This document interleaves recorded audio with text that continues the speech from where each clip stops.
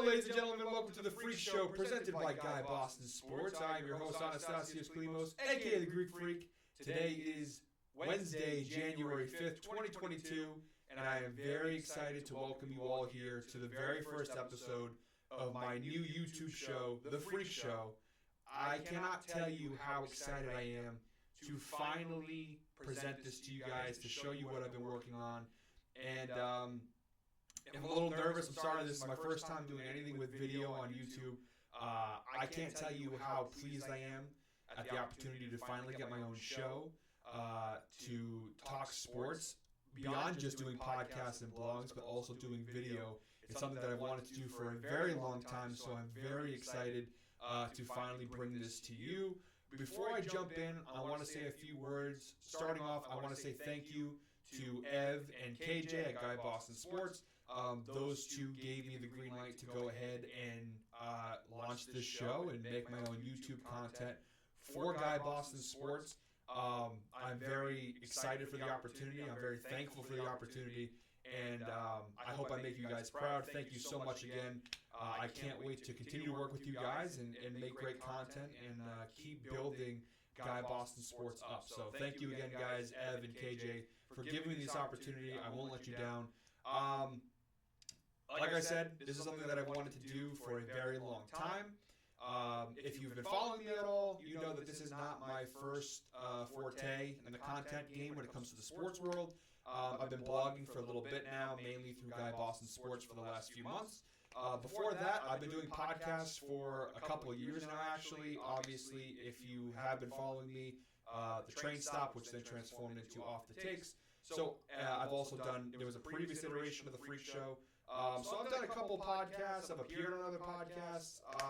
So like I said, this is not my first rodeo when it comes to making sports content, but it is my first time doing a YouTube show. And funny story, this is actually the second time that I'm recording this episode. I actually recorded this on Sunday after the NFL games, but then I realized that the laptop camera that I had was absolute shit.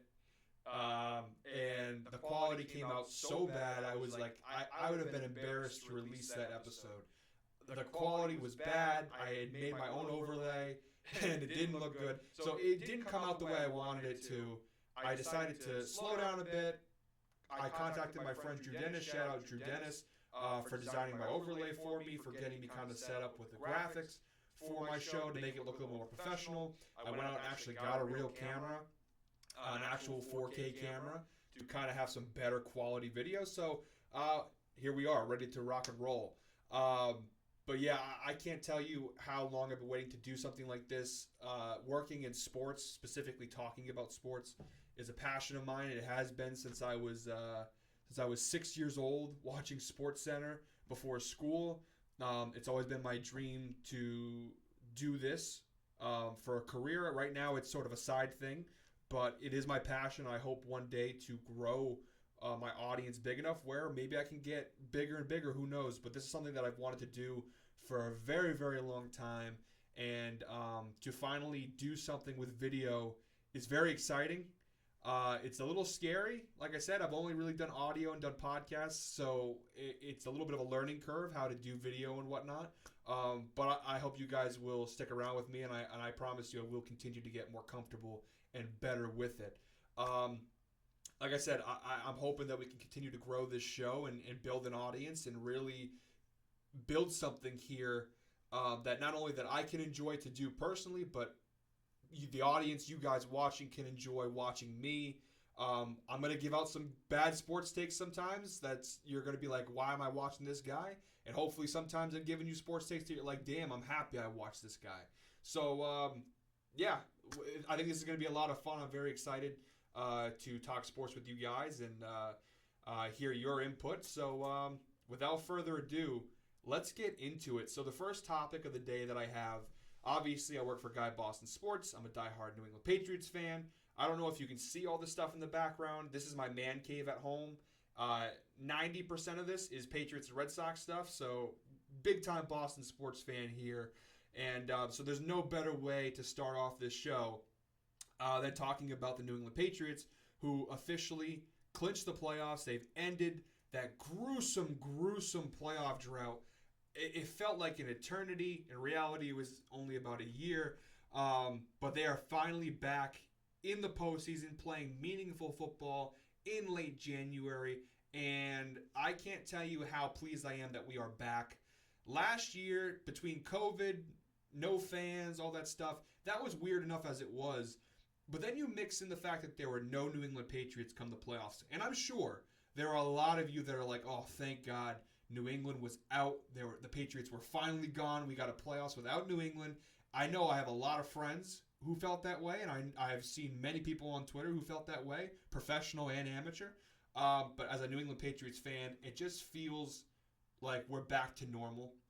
It feels like we're back to the way things are supposed to be. Balance has been restored in the National Football League. And I know there's so many people right now that are probably like, oh, this guy. But listen, I'm a Patriots fan. I'm entitled. I'm spoiled. Sorry, not sorry. We've been making the playoffs almost every year for the past 20 years. So when we don't make it, it really is like a very weird feeling. It's only the second time since 2000 that we failed to make the playoffs. The last time was 2008, the Matt Castle year, where we still won 11 games, but that was the year that Brady obviously tore his ACL. But it's great to be back.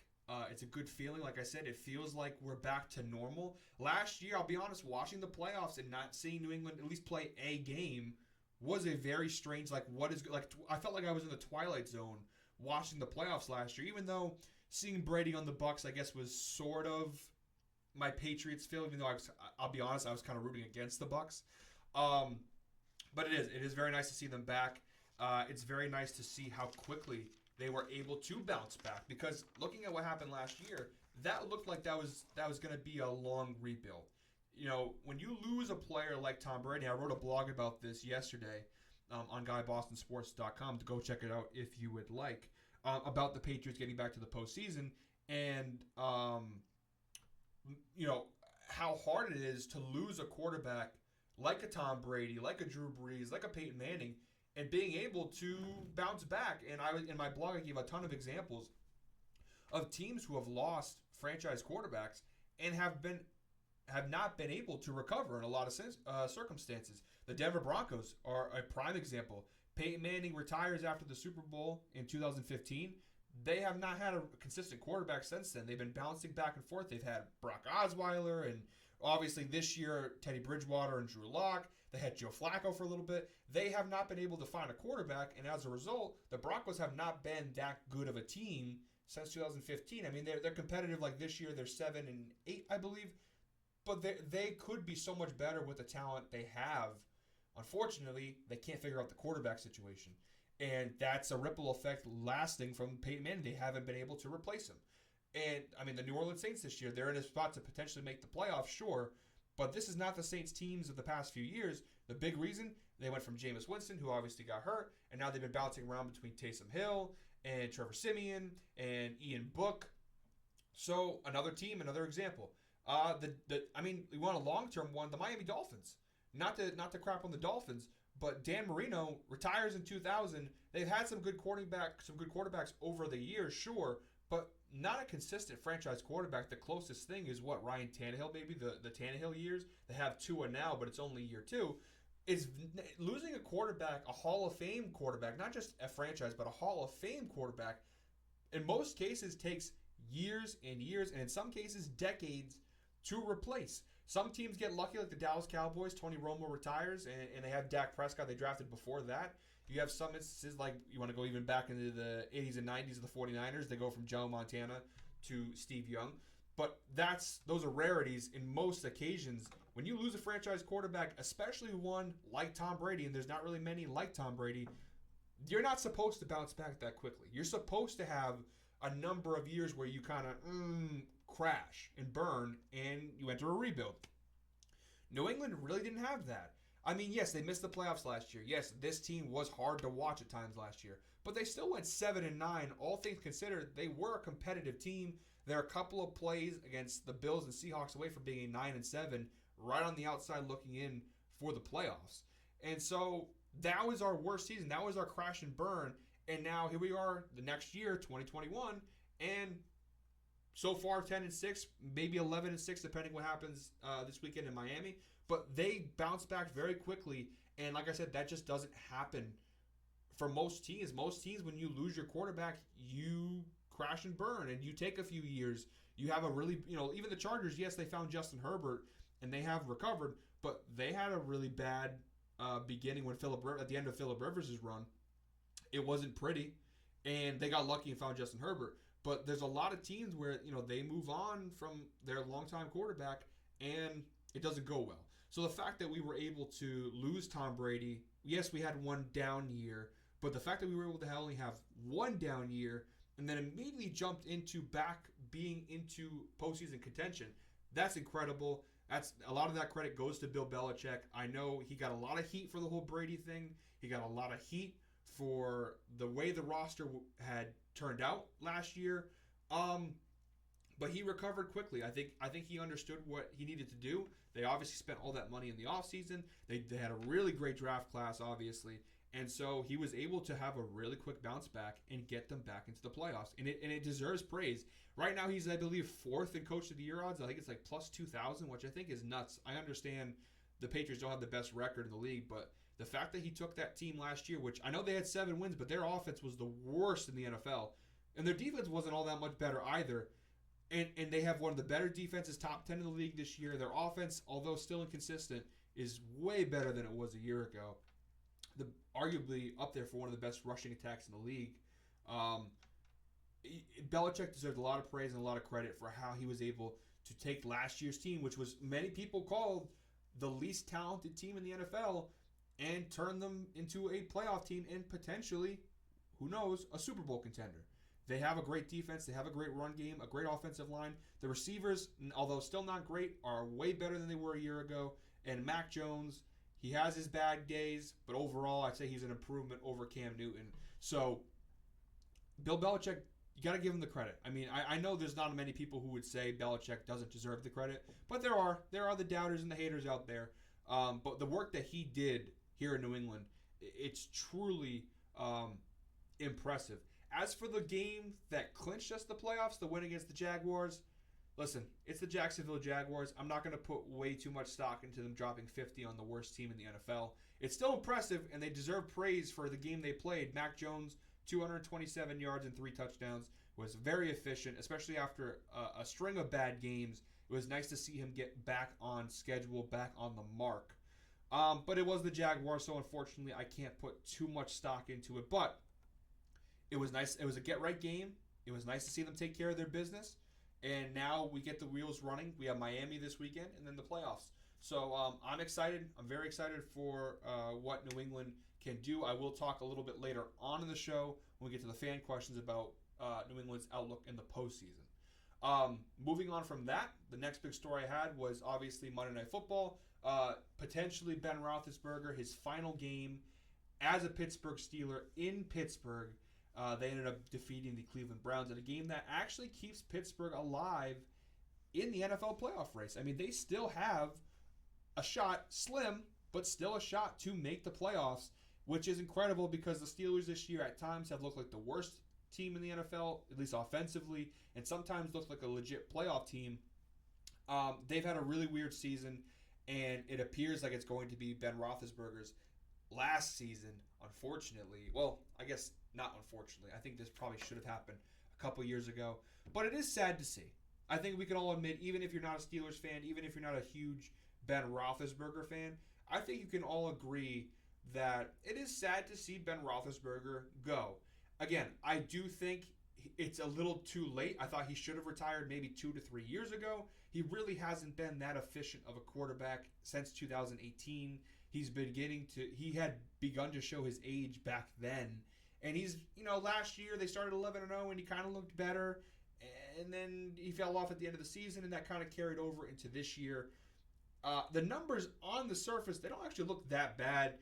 This season so far, Ben Roethlisberger is throwing for 3,496 yards with 21 touchdown passes, only 9 interceptions, with a 64% completion percentage. On the surface, you'd say, well, that's not great, and it's not. But it's not the worst, especially when you hear how people talk about the Steelers' offense this season and how they looked at times. That doesn't sound awful, but the stats don't really tell those stats don't really paint the picture that you need to see. Um, his quarterback rating, 87.3, is the fourth worst of his NFL career. Only in 2006, 2008, and 2019 did he post worse quarterback ratings. And his 6.2 yards per attempt, that's the second worst mark of his NFL career. 6.2 yards per attempt is pretty bad, especially in today's NFL. That means you're really not moving the ball very far downfield. It's really just dinking and dunking, which if you watch the Steelers, that really is what it is. It's all these short passes because for a number of reasons. I mean, I think their offensive line is the big reason why this offense has struggled this year. They just don't have time in the pocket. Big Ben, he's never been a really mobile guy, and he's older, he's injury prone. When you have that kind of a quarterback and you put him behind this offensive line, the offense is not going to run very smooth. And you've seen that. You've seen that all year. And again, his numbers on the surface, they don't look awful. 21 touchdowns, nearly 3,500 yards. He's got less than 10 interceptions, 64% completion percentage. Those numbers are not the worst. And you may say, a Steeler fan may look at that and go, ooh, he can still play. He can still play for another year. And I just don't think that tells the story. It does it justice. I think when you watch their offense, yes, the offensive line is a big reason for their inconsistencies, but a lot of that is Big Ben. It's time. I know for some quarterbacks and some players in the NFL, it's hard to let go. It's hard to call it a career. But Big Ben, it's just time. He just doesn't have much left in the tank. You can bring him out next season, and I'm sure he won't be terrible, and I'm sure the Steelers will still find a way with that defense and with the weapons they have to win some games like they did this year. Obviously, they're right on the outside looking in for the playoffs. Unfortunately, though, he doesn't have what it takes to lead this team any farther than this. And I think it's just best for the Steelers. I think it's best for Ben Roethlisberger it's time to call it quits. It's time to call it a career. He's had his run. He's been in the league since 2004. He's had an incredible career. He's a first ballot Hall of Famer in my book. He's been one of the best quarterbacks of the century. And that's undeniable when you look at the numbers and look at his 2 Super Bowl rings. You have to give Big Ben credit. I think he's the best quarterback from that 2004 class if you're comparing him to Phillip Rivers and Eli Manning. I think he has them both beat. I think he's the best of both of them. He has the numbers like Phillip Rivers, and he has the rings like Eli Manning. I think he's the best quarterback from that class. And he's had an incredible career. And there's no shame in calling it a career. It's just he's 39, I believe almost 40 years old. It's just time. I mean, he's injury prone. He's out of shape. I mean, that's kind of been the case for a long time with Ben Roethlisberger. I know he did lose some weight coming into the season, but listen, there just comes a point where it's time to call it a career. And for Ben Roethlisberger, now is that time. And it was a very emotional game, and obviously it was a big win for them. It keeps them somewhat alive in the playoffs. I don't think they will go there, but they are alive now thanks to that game. And I think it was a nice, touching last moment for Ben Roethlisberger in Heinz Field with that fan base. He's meant a lot to them. I mean, he's got 2 rings that 2 Lombardi trophies are there in part because of him. They have been one of the better teams in the NFL over the last decade because, in large part, him. You got to give him credit. He is one of the. I wouldn't say he's the best quarterback in Steeler history. He's definitely in the conversation. I mean, it's really between him and Terry Bradshaw. He's had an outstanding career, and I thought that game against the Browns in Pittsburgh was a touching final kind of ceremony or remembrance of Ben Roethlisberger as a Pittsburgh Steeler. I think it's just time for him to go. I think that was a nice, touching send-off, and like I said, it is sad. I put on my Twitter earlier today, the sign of growing up. It's not graduating college. It's not getting a car, or getting a career job, or moving in with your significant other. It's watching the quarterbacks that you've seen grow up over the course of your lifetime retire. It really is. Like that's today. I woke up this morning and I was thinking about Ben Roethlisberger and the Steelers situation, and I was like, damn, I'm old. I'm getting old. These are guys who have been there pretty much the entire time I've been a football fan. I've been a football fan since I was about 8, 9 years old, around the time that the Patriots had their 18-0 season in 07. So I've been a football fan since about then. So my entire lifetime being a football fan, Ben Roethlisberger has been in the NFL. So seeing a guy like that call it a career, it is like a weird feeling for me. Like it's been weird not seeing Drew Brees, not seeing Peyton Manning, not seeing Phillip Rivers. Like it has been weird seeing these guys not be there because for the majority of my lifetime they have always been there. So it has been a really weird thing, and it's going to be really weird next year seeing someone else quarterback the Steelers and knowing that Big Ben, he's not just hurt, he's gone.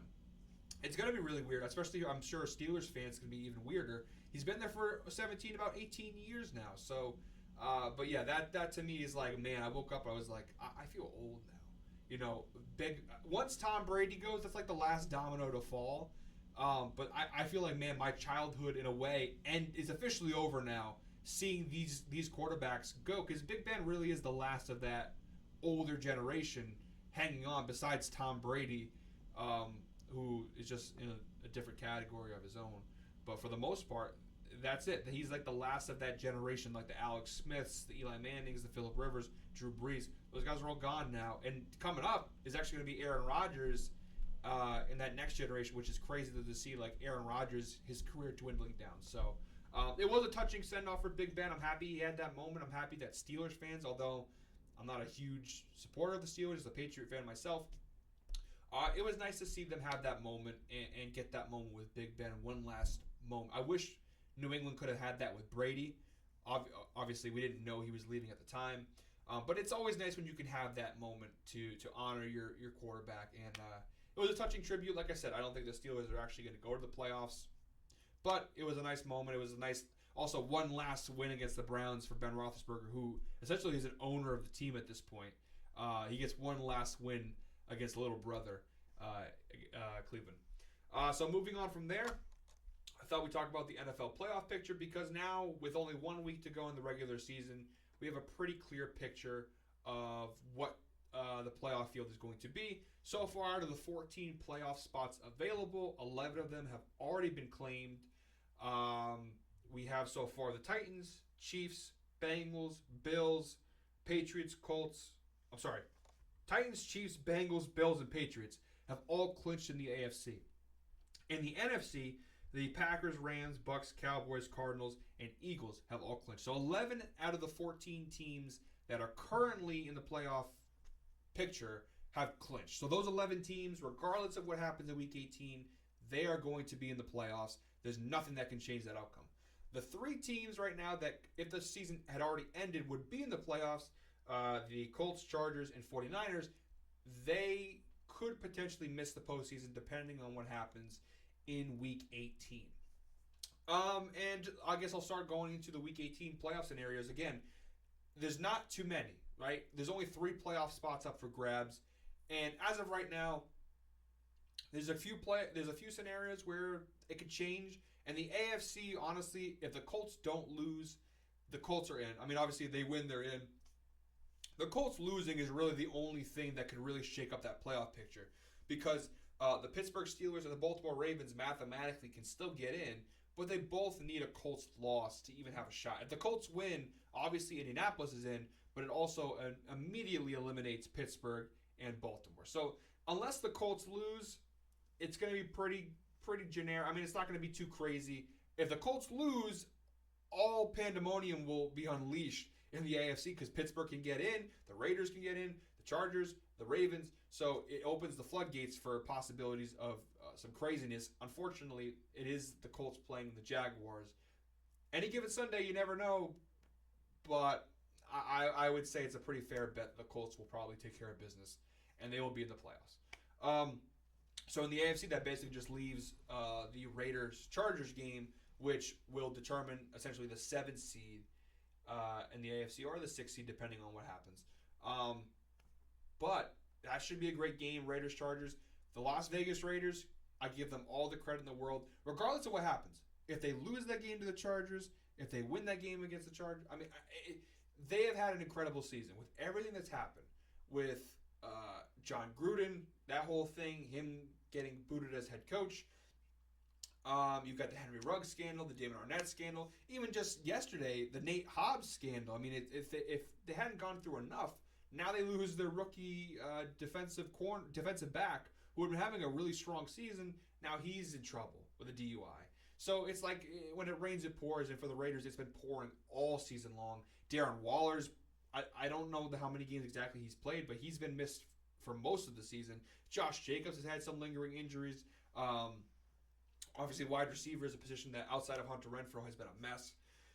So the Raiders, everything that could go wrong for them has gone wrong, and yet somehow, some way, they continue to win football games. And the fact that they are in a position in Week 18 where they win and they're in, you got to give them credit. Win or lose, regardless of what happens, the fact that this late into the season they're still in this playoff race is incredible. Rich Bisaccia, I don't know if they're going to give him the job. There are rumors coming out today that Jim Harbaugh may leave Michigan to go take the Raiders' job.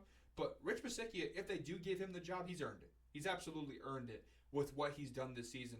Most NFL teams, I'd say like 95% of other NFL teams who, if they had gone through what the Raiders went through this year, would have crashed and burned and have been terrible. The Raiders haven't been pretty. All their wins haven't been pretty, especially the last couple wins have been ugly. But wins are wins regardless. And they just continue to find a way to bang out these wins and stay alive. And part of me really does want to see them sneak in. Unfortunately, them sneaking in would probably have them matched up with either the Chiefs or the Bengals, which I think would end up in a blowout loss for the Raiders. Let me make this clear now. If the Raiders do make the playoffs, they're not going to do anything there. This team is very thin talent-wise, and they're a great story. They're the feel-good team of the year. They're the team that everybody kind of wants to root for because, like I said, everything that could go wrong for them has gone wrong. However, you have to be realistic. And if they get matched up with the Chiefs or the Bengals or the Bill or whatever, they're not going to do anything. Let's be realistic here. As good as a story as they have been, making the playoffs is about as far as I see it going. But who knows? Again, any given Sunday, I didn't think the Raiders would be in it this deep. Anyways, I thought they would already be out. I thought like the last 3 weeks I've had them losing against the Colts, against the Broncos, against the Browns, on Thanksgiving against the Cowboys. The fact that they've won all these games is just fascinating to me because I thought they were going to lose all of those games. So give credit where credit is due. I do think for fan value, for entertainment value, I think the Chargers are the better team to get in there, especially if you get a Bengals-Chargers rematch in the playoffs, Justin Herbert versus Joe Burrow. That's football entertainment gold. Raiders-Bengals, I watched that game when the Bengals beat the Raiders. Wasn't the most exciting game. I don't really need to see a rematch of that. But that is the current AFC playoff scenario. If the Steelers win and the Colts lose, the Steelers would get into the playoffs. I believe that's all they need is a Colts loss and them to beat the Ravens. And again, for Ben Roethlisberger's sake, I kind of want to see the Steelers maybe sneak in. But again, they're another one of those Raiders teams where on paper it sounds good story-wise. But if they actually got into the playoffs, I would hate to watch any playoff game that featured the Raiders or the Steelers because they are not exactly fun football to watch. So that's the AFC playoff field. Moving on to the NFC, it's very straightforward. If the 49ers win, they're in. If they lose and the Saints lose, they're in. If the 49ers lose and the Saints win, the Saints will bounce over the 49ers and get into the playoffs. Now, the 49ers have a very tough game to finish the season. They have the Rams. Luckily for them, the Rams have already won the division. They've already clinched the playoffs. So there's not too much to play for there. They may play it safe, make sure their players are healthy for the postseason. But it is a rivalry game, and there is some seeding potential there because obviously right now they're the 2 seed. If they were to lose and the Bucs were to win, they'd fall down to the 3 seed. So there is some seeding stuff that is there. The 1 seed is already clinched. That's Green Bay. They can't get that. So there is something to lose if you're the Rams, but not too much. It's basically just dropping from 2 to 3 in the NFC, switching spots with the Bucs. So there is something to play for, but again, they're already clinched the playoffs. They're clinched a top 3 spot in the NFC. They may take it easy, but again, it's a division rivalry game. Normally, these games mean a lot to these guys, so we will see. Not exactly the Week 18 needing a win game if you're the 49ers that you want, but I love the 49ers. I think they're a dark horse team to win the Super Bowl. Depending on what happens with Jimmy Garoppolo, with his thumb, if he comes back or not. With Trey Lance, I'm not really sure. But it should be interesting. The Saints are kind of in the same boat with the Raiders where everything that could go wrong this year has gone wrong for them, and yet somehow they keep finding ways to win football games and stick around in this playoff race. But like I talked about already with the Raiders and the Steelers, as nice of a story as it would be to get the Saints into the playoffs, I don't really want to see them there. They're not exactly the most fun team, especially if they have either Ian Book or Taysom Hill playing quarterback. Their defense is outstanding, and Alvin Kamara is obviously fun to watch, but I would much rather see the 49ers in the playoffs with Trey Lance or Jimmy Garoppolo. I think it's a better matchup, some better games, and we're talking about entertainment value. Story-wise, yeah, it'd be nice. It'd be a nice story to say, hey, the Saints, despite everything that's happened this year, no Michael Thomas, Alvin Kamara missing a lot of time, Jameis Winston tearing his ACL, still finding a way to make the playoffs. Would be a nice story. Again, though, for entertainment value, I really don't want to see that. Next week, I will get into my NFL playoff preview. I'll go through my bracket, give you my picks game by game, pick my Super Bowl winner. For right now, I thought I would just go into the playoff picture going into Week 18. Beyond that, again, most of these games are just seeding at this point. The 11 teams that clinched, they're obviously already in. Some you're just basically playing for seeding where you're going to place in these playoff battles. The 1 seed is kind of up for grabs, but not really. The Titans basically, they have the Texans a win. They lock the 1 seed. Again, at this point, you have a pretty good idea who's going to be in there. At this point, you're just playing for, are you going to be the 1 seed or the 2 seed? You're just playing for matchups at this point. So that is the NFL playoff picture going to Week 18. Not the craziest final week we've ever seen, but there are some interesting scenarios and some good games. So I am looking forward to Week 18, and obviously at the end of this week we will have the full playoff picture for the NFL. Moving off of that, I felt like I should talk about, because everyone's talking about it, the Antonio Brown situation in Tampa Bay. I don't think I have to go into full details. I think if you're a sports fan and you know who Antonio Brown is, you know what's going on. Just in case you don't, for the uninitiated, I will explain a little bit what happened. Because I'm going to be honest, I don't know who to believe anymore. There's so many different sources coming out on what exactly happened.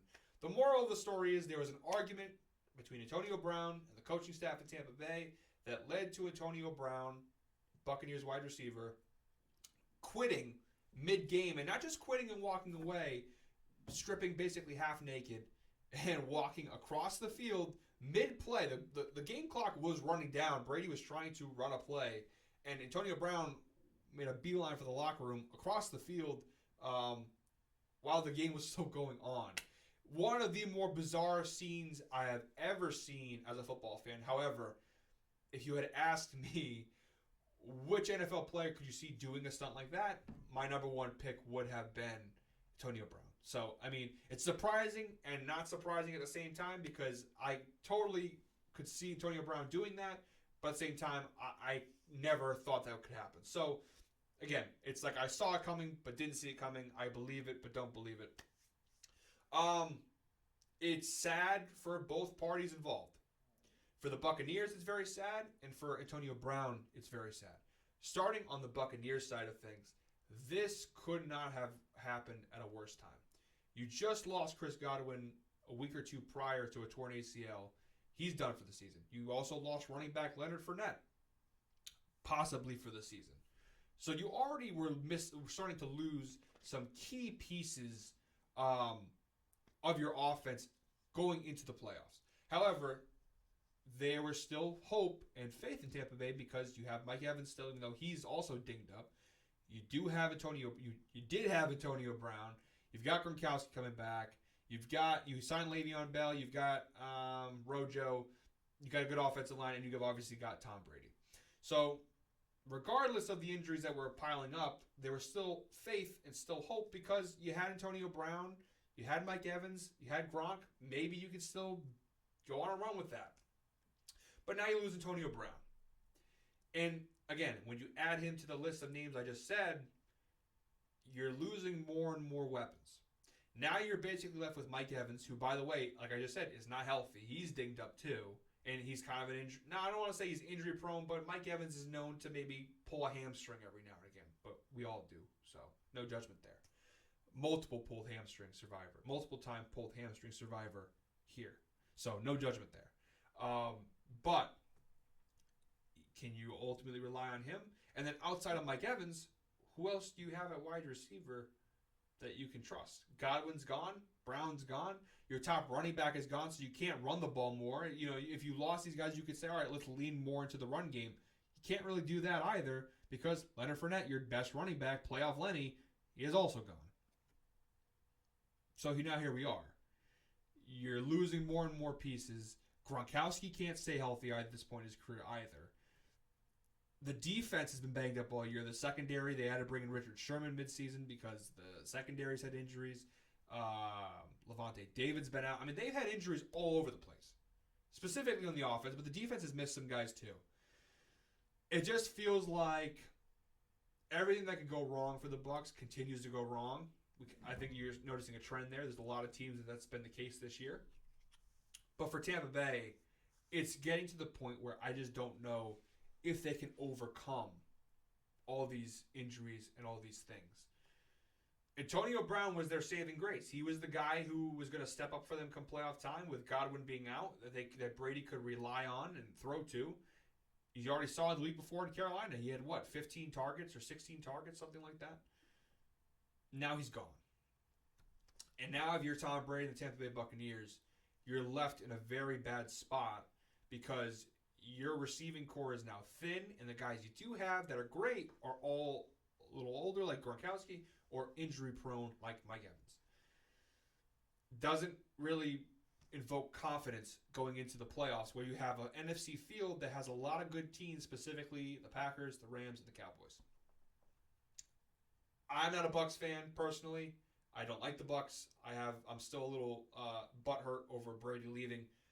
But if you are a Bucs fan, I do feel bad for you a little bit because on paper you had a team that could have gone back to the Super Bowl. They were my pick to represent the NFC in the Super Bowl back in the preseason. But with all these injuries and all these departures, I just don't see a way that this Tampa Bay team gets to pass a Green Bay or an LA or Dallas. Again, it is Tom Brady, and as a Patriots fan who has seen it way too many times, I know to never doubt Tom Brady. But there does come a point where it's just too much to overcome. And the big reason that Tom Brady, that he left New England, remember, is because of lack of weapons. And we have seen sometimes this season, when he does not have all of his weapons, when he is a little shorthanded, the offense doesn't run as smoothly. They kind of play down to their competition, and they look less than spectacular. And last season, they were peaking at the right time, right? They started the season off slow. They had a bunch of injuries, but then towards the end of the year, as we got to the playoffs, they started to ramp up. They got guys back. They started playing their best football, and they obviously went on to win the Super Bowl. This year is the reverse of that. They, instead of starting off slow and picking up traction as the season went on, this year's the opposite. The train is going way off the track. It's just not going well. Everything that could go wrong is going wrong. And it's just negative momentum going into the playoffs. Like I said, maybe, and again, I never count Tom Brady out. I'm not going to count this team out because there are still good pieces here.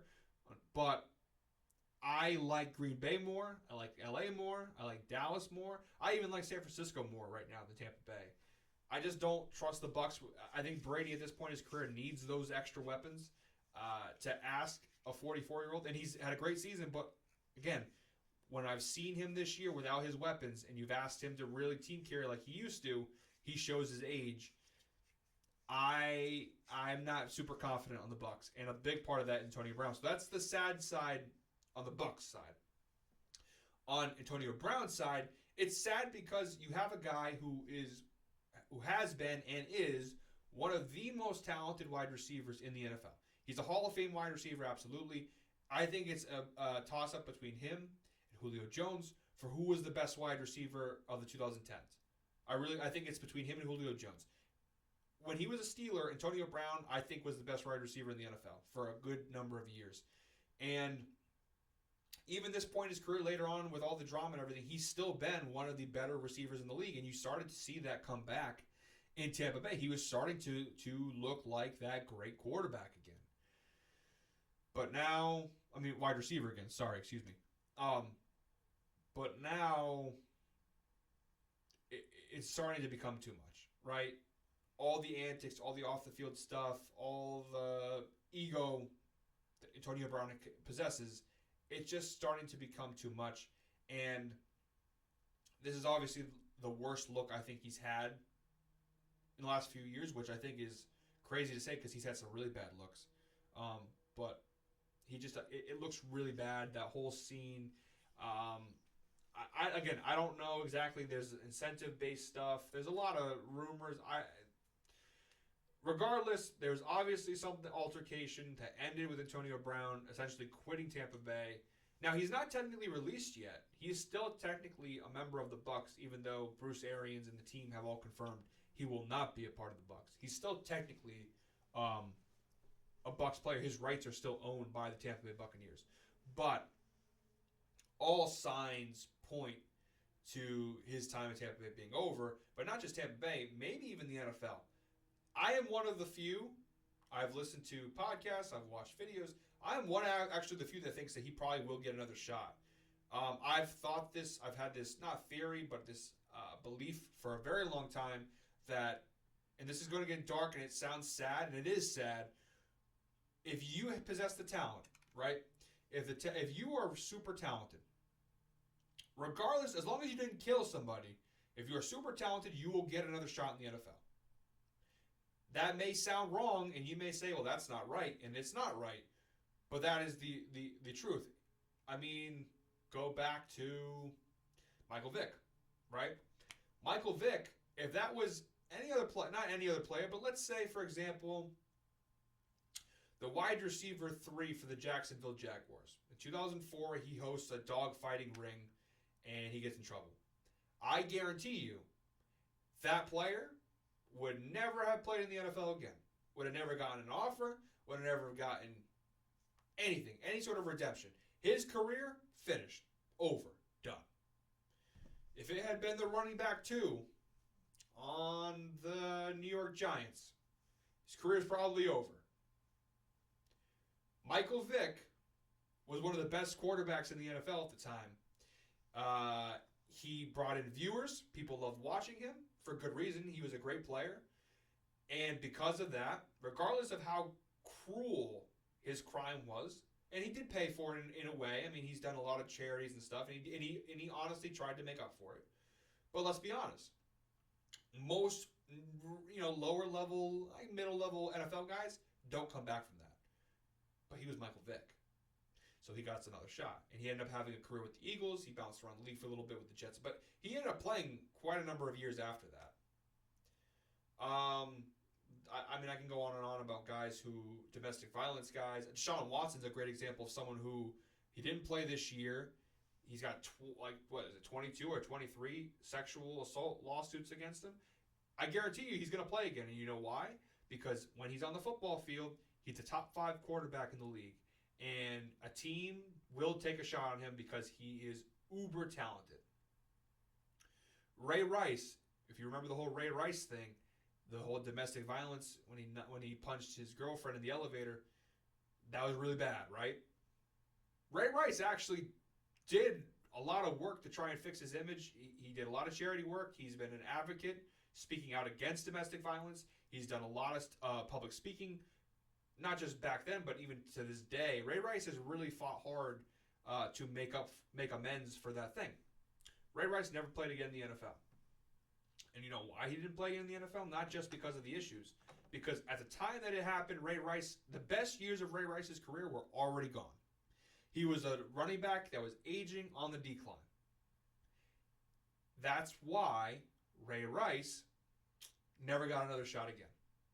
Not saying that it wasn't because of domestic violence, but he, at that point in his career, wasn't worth the risk.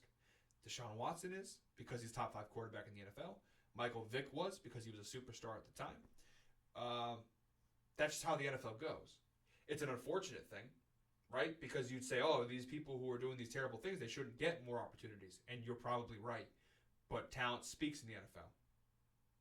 There's a reason why a kicker who commits domestic violence will never play again, because he's a kicker. The talent's just not, it's not worth the PR hit. It's not worth it. But for guys like Deshaun Watson, guys like Michael Vick, guys like Antonio Brown, you can put up with a little bit more because they are so talented. They are worth the risk. And that's exactly why I think Antonio Brown, why he's continued to get shots, and why I think he will get another shot in the NFL. Because even at this point in his career, when he's older and he's not really what he used to be in Pittsburgh, he is still, and he's proven that in Tampa Bay, one of the better wide receivers in the National Football League. Because of that, I do think we will not see. I think as long as Antonio Brown wants to play, we will see him in the NFL again. Because you're telling me, if you're the Baltimore Ravens or you're the New England Patriots, I don't think that's going to happen. But let's just say you're a team that you want to contend, you're desperate at wide receiver, you really need somebody. Antonio Brown wants to play for you. You're gonna say no, because the reality is he is still one of the better wide receivers in the NFL today, even with his age and all the off the field antics. Why do you think he ended up in Tampa Bay after a sexual assault lawsuit in when he was with New England? That's why New England cut him. After all the stuff that happened with Las Vegas and in Pittsburgh and in New England, and why do you think he ended up there? Tom Brady obviously had something to do with that, but why did Brady pull for him so hard? Because Brady knew this guy's really good and he can help us win a championship, and he did. That's why guys like Antonio Brown, even with all this stuff, all the stripping on the field, the cryo freeze his feet, the I'm free video with the Raiders, sexual assault lawsuits, domestic violence stuff with not domestic violence, all the domestic disputes with his the mother of his children. I think there was like a assault and battery charge against a mailman. Like, there's been a lot of stuff, and the reason why he continues to play, continues to get opportunities, the fake vaccine card thing, because Antonio Brown is very talented. He's one of the even at this point in his career, one of the best wide receivers in the game. So as long as that talent is there, I expect him to get a shot. I don't know where, but there's going to come a point where a team really needs a wide receiver, and they're going to put up. It's the reason why Josh Gordon is way different. He's only marijuana charges, which is stupid. But there's a reason why Josh Gordon, despite constantly getting in trouble with the league, keeps getting signed, because he's a good wide receiver and the talent's there. Although that talent's starting to run out, which is why you're starting to see less and less opportunities for him. But that's the reality of the NFL. It's sad to say in some cases, but if the talent is there, if you're uber talented, it doesn't. As long as you didn't kill anybody, you get another shot. If you're a lower level guy who doesn't really matter if you're not going to make a huge impact, then you're going to be the poster. You're going to be the scapegoat. You're going to be there. Hey, listen, we punished him. The wide receiver for the Houston Texans who assaulted his girlfriend, we took care of that. He's done. He's not coming back. Even though you have players who are more prominent doing it and they get back. But that's again, talent talks. If you're talented enough, they'll put up with anything. And not to get into the Kaepernick thing, but it's the reason why Colin Kaepernick, no teams want to touch that, because the talent's just not worth all the stuff that comes with it. Because no matter what, yes, there are a lot of people who like Colin Kaepernick. There's also a lot of people who don't. And the reality is, if Colin Kaepernick was as talented as a Deshaun Watson, Colin Kaepernick would be in the NFL. He would have gotten another shot. He did technically get opportunities. Again, don't really want to get into it, but he did actually get offers. But if the talent was there, if he was truly as good as people said he was, he'd be in the NFL, or would have been for a little bit longer. Colin Kaepernick, go back and watch, go look at the numbers. He really wasn't that great. And that's why all the PR stuff, all that, they were like, NFL teams were like, nah, we'll pass. We're okay. We'll find somebody else. Talent talks. If you're talented enough, they'll put up with anything. If you're not talented enough, they're going to use you as an example, and that's what happens. So Antonio Brown, it's sad because he's super talented, and you hate to see a guy waste his talent. And I'm not going to be one of those people who diagnoses him and says, oh, he's got mental health issues. Personally, I think he just has a really big ego. Maybe there's bipolar disorder. I don't want to diagnose somebody that I don't even know. This is why I watch playing football on Sundays. But I think he's got a massive ego. And that shows a lot of the time. So that's my take on the Antonio Brown thing. I spent a lot of time on that, probably more than I wanted to. But it is a fascinating thing that happened. And we'll see. We'll see if he gets another shot. Sound off in the comments if you think that he will get another shot in the NFL. I'd like to hear your opinion on that. But wrapping up my first show on YouTube. I have fan questions, so I went on my social media and I asked all my followers any questions you wanted me to discuss, to talk about on my first show. I did get a few. I pulled a few that I thought would be fun to talk about. If I didn't talk about your question, I'm sorry. Maybe I'll get to it on my next show later this week. We'll see. But starting off, my first question from Evan Malavenda, Whitewater himself. He asked, how confident are you in the Patriots in the playoffs despite the previous 3 weeks before the Jaguars game? And again, I talked earlier when we were talking about the Patriots. I said I would go into a little bit more later on. And here's that point in the show where I will. Listen, if you had asked me 3-4 weeks ago, I would have told you I thought New England had what it took to go to the Super Bowl, and I probably would have told you I thought they were going to make a deep playoff run. But time goes forward. I've now seen the Colts game and the Bills game. The Bills game I was actually in person for. I think New England could still make some noise in the playoffs. I'm not giving up entirely all my hope on that, because I do think they have what it takes to maybe make some noise. Am I putting my money on it? Am I super confident? Am I going to be like, oh yeah, they're 100% going to? No. If they can win a playoff game and get to the divisional round, that to me is great. There's a very good chance they don't even get that far. I think it's tough because obviously you're going to say, oh, their ceiling is the Super Bowl, of course.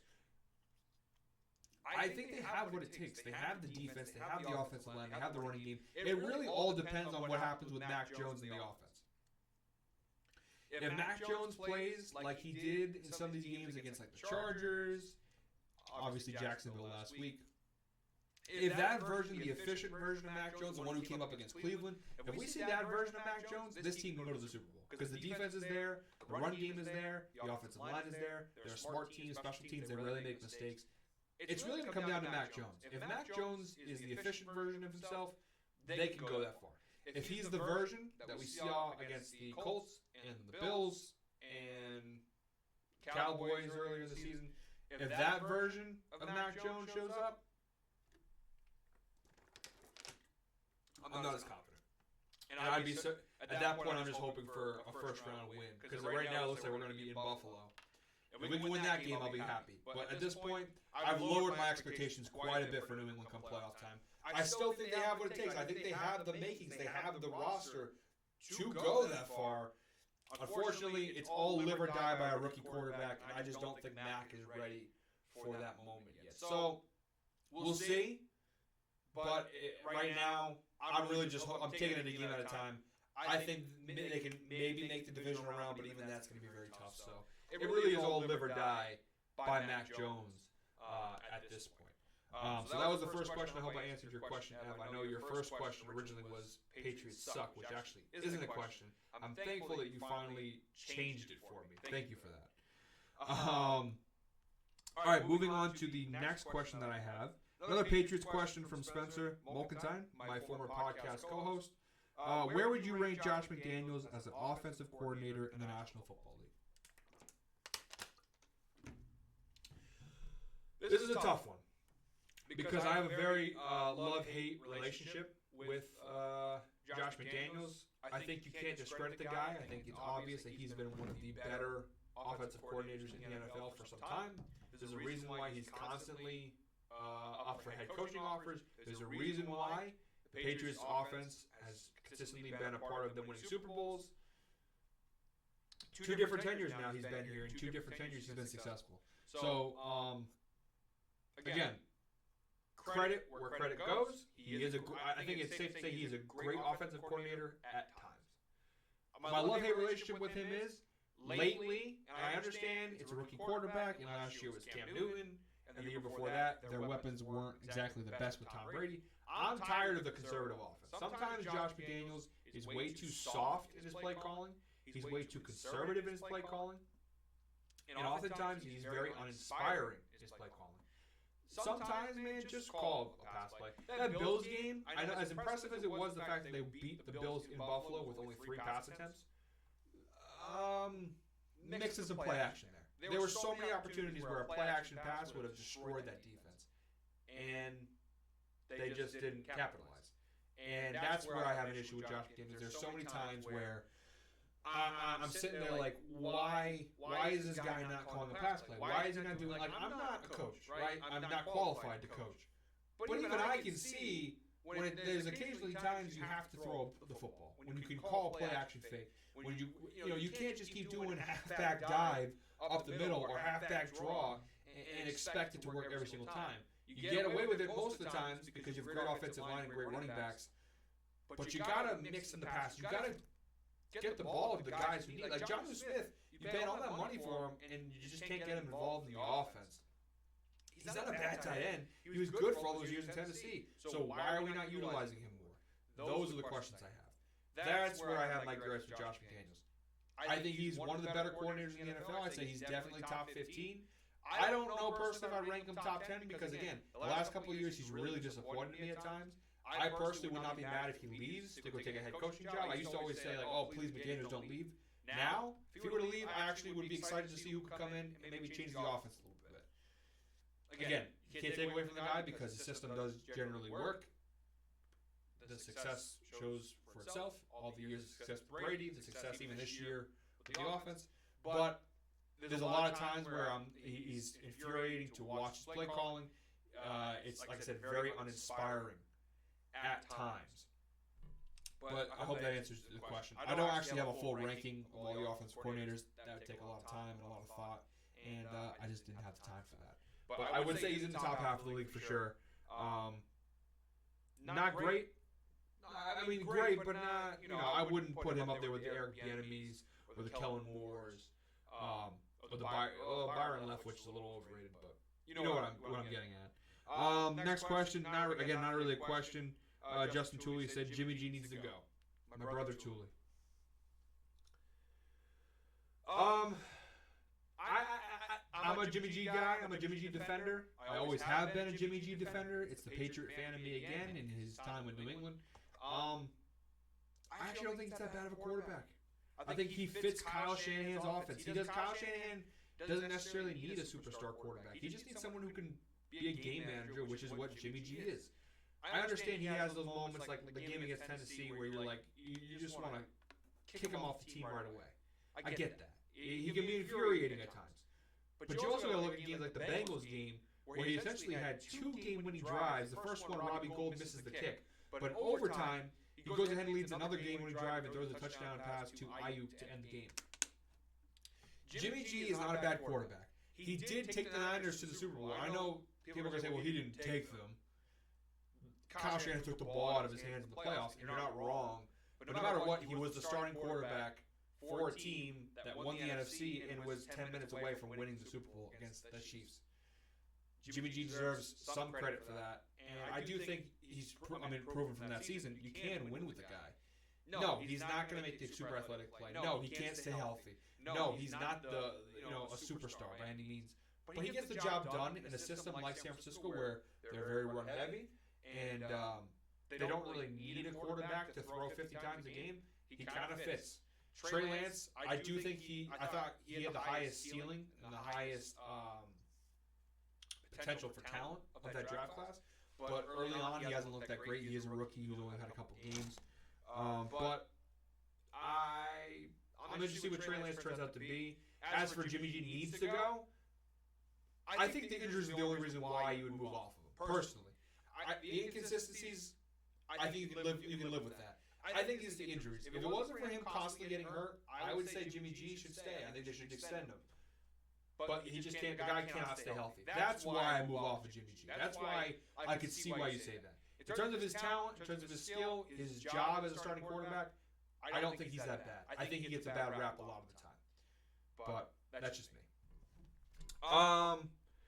Moving on, next one. This is from 2K Blindy. This is actually kind of a funny one, but I also have a serious answer for it. A fat man who was a father of 2, so I can't be mean, said my future alma mater, Maryland, is not a Big Ten school. What would have to occur in your eyes, football-wise, for that statement to be retracted? So, Maryland, they've only been a part of the Big Ten since 2014, right?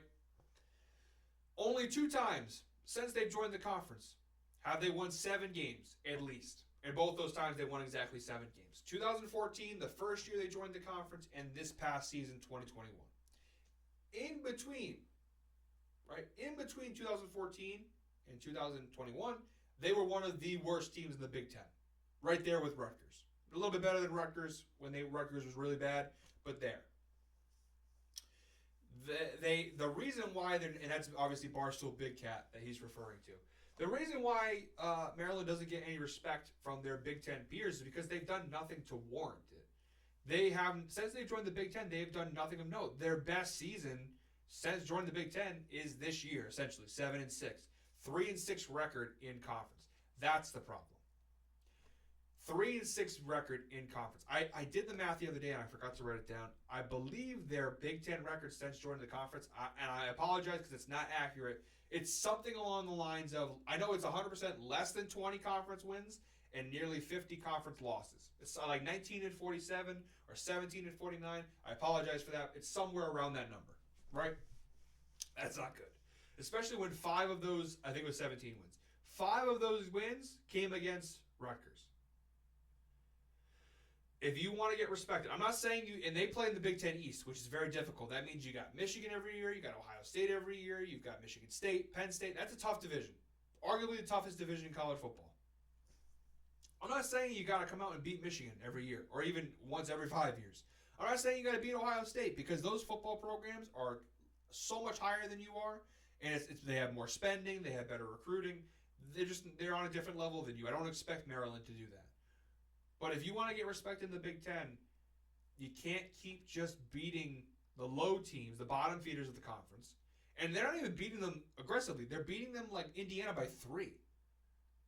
If you want to get respected, you got to start playing tougher against the better teams. Again, I'm not saying you got to beat Ohio State, but maybe just don't get beat by 30. You don't have to, I mean, Iowa's a team I think you should be able to compete with. They lost 51-14 to Iowa this year. You can't keep losing. I mean, every game against those better Big Ten schools, they lost by like 17 or more points. They got blown out by almost every other Big Ten. The real Big Ten teams, they beat Rutgers, they beat Illinois, and they beat Indiana. Those are the only teams they won in conference this year. Those are all bottom feeders of the Big Ten, save for maybe Illinois. Indiana and Rutgers have not been good football programs in a while, right? You can't keep beating them and then expect to be like, oh, we're a Big Ten school. You have to. You have to start beating some, or not even beating, at least be competitive. I don't need you to beat Penn State, but you got to at least hang in there. Let's see a 7-point loss. Let's see a 10-point loss. You can't keep getting blown out. You can't keep 17, 21. I mean, you get blown out by Iowa. If you want to get taken seriously, you got to win some of those games, but you got to at least hang in. Have one game where you hang in with Michigan. Have one game where you hang in with Michigan State. Unfortunately, they continually get blown out by these teams. And that's the problem, Blindy. Until that happens, you're not going to get that kind of respect from the Big Ten. Until teams look at Big Ten schools, look at you on the schedule and go, ooh, that's a tough one. Which nobody's doing right now for Maryland. You're not going to get respected. But they are going in the right direction, though. I will say that. Talia Tagovailoa has really helped that program. They're currently on the right trajectory. So best of luck to Maryland. I hope that, for your sake, Blindy, I do hope they get better. And I thought they were going to, I mean, they had a good season from that first week when they beat West Virginia. You knew, all right, this Maryland team is different. And they won their bowl game this year. They absolutely destroyed Virginia Tech. Part of me wonders, why don't you just go back to the ACC? Because I feel like if this year's Maryland team was in the ACC, this year's ACC, they would be one of the better teams in that conference. In the Big Ten, the Big Ten East is just such a difficult division. And for a program like Maryland, which is not really known for a football program, they've only been ranked inside the top 25, I think, 4 times since 1987. I think that number's right. They're not really a football school, and when you're in the Big Ten East, you have to be, because that's when you have Ohio State, Michigan, Michigan State, and Penn State every single year in your schedule. You gotta be able to take the punches, and they just get killed every year. But they're trending in the right direction, like I said, Blindy. And I hope for your sake, as an alma mater of Maryland, that they get better. Last question of the show, because we are running a little long here. Justin Francis, Another one of my former podcast hosts asked me about the New York Giants. He's a New York Giants fan. He asked me, if you were in charge of the Giants, how would you go about fixing this team? Ooh, I wish I had more time because maybe I should save this question for another time because there's so much I can go into on this question. And maybe I think I will probably save my in-depth answer for another time. On the surface, what I'll say is this. Gettleman's got to go, and Judge has to go. I don't think Joe Judge is a bad coach, actually. I don't think he's a terrible coach. But there's just too much going on right now. They're so bad this year. They're taking a huge step down this year. I think you just have to clean house. You got to get rid of that stench and just start fresh. I think you got to move on from him. You got to move on from Joe Judge. You got to move on from Dave Gettleman. Absolutely Gettleman. If anything, Gettleman has to go. Now, unfortunately, they've already confirmed that Joe Judge will be back in 2022. I think it's a mistake. Again, I don't think he's a terrible coach, so maybe, well, who knows? Gettleman has to, though. Gettleman 100% has to go.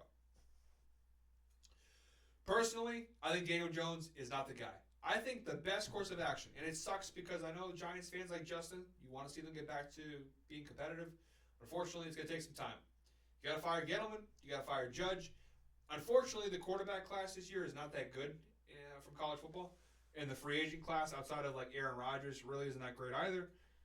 I think the best course of action is give Daniel Jones another year. Maybe you bring in a new offensive-minded coach.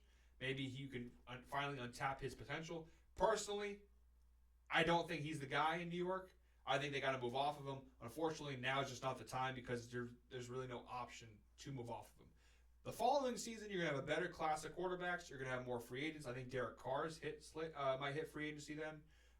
He's just one of the names that popped in my head. They're going to have more options that year.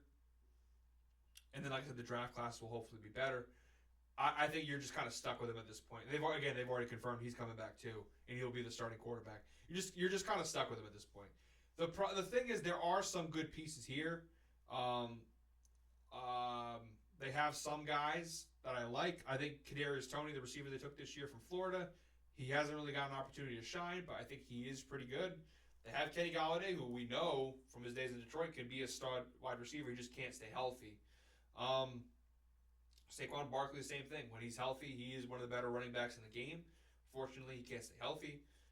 They have some pieces that I like on the defense. I mean, they do have some guys that aren't bad. They have something that was going there. I mean, last year I think they won 5 games or 6 games. They were kind of going in the right direction, and they took a huge step backwards this year. There's a lot of work to be done. The offensive line, to me, is the number one thing they continue to fail on. They have to figure that out. It's going to be tough. Like I said, I'm going to go probably more in depth on another episode because it takes way too much time for me to go full in depth. But on the surface level, until they really just clean house and start a full, fresh rebuild again, I think you're just going to keep going on this pattern of they get a little bit better, they win like 6-7 games, and then they go back down. That's what's going to keep happening. I just don't think Daniel Jones is the guy. Gettleman is I think he might be the worst GM in the NFL. And Joe Judge, I don't hate the guy. He's a Patriot guy. I think he actually isn't a terrible coach, but I don't think he's the coach for the Giants. All like the rah-rah stuff, like, oh, we're a tough team, we fight. That stuff really doesn't look good when you're losing games, like the way they lose games. The fact that the Bears beat you by almost 30, you had negative 10 net yards against the Bears, and they're not a great team by any measure anyways. That's bad. So the Giants, there's a lot of work to be done, Justin. I'll go into it another time a little bit deeper, but on the surface level, until you dump Gettleman, Judge, and Jones, those 3, you're going to be stuck with this kind of bad team. So thank you guys for watching the very first episode of The Freak Show. I know it ran a little bit long. That's one thing I'm going to have to work on is time management, trying to cut the episodes down a little bit shorter. But I was very excited, obviously, my first show, to talk and do this thing. So thank you for watching. Please subscribe to the channel if you can. Please like the video, leave comments. Please give me anything you want, any questions, any comments. You hated my takes. You thought I was right on some things. You thought I was wrong on some things. I want to hear everything. Give me all your input, please. Let's start some conversations in the comments section. I'm going to be posting on my socials every week for fan questions. So if you want to send in fan questions, and I'll answer them on the next show and the coming shows, obviously you can go ahead and do that. I'm also planning, I don't know when this is going to be. Again, this is all going into motion. I'd like to do some live shows perhaps where I basically just answer fan questions and stuff like that. So we'll see. But again, thank you so much for listening and watching, guys. I appreciate it. I hope you'll stick around for a while and watch me continue to grow and see what I have in store. Signing off, this is the Greek Freak. Thanks for watching, guys, and have a great day.